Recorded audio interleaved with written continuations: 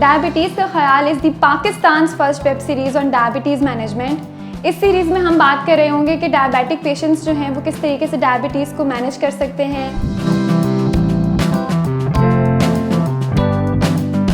वो बच्चे जिनको टाइप 1 शुगर है वो हर तरह की खेलकूद और स्पोर्ट्स में हिस्सा ले सकते हैं।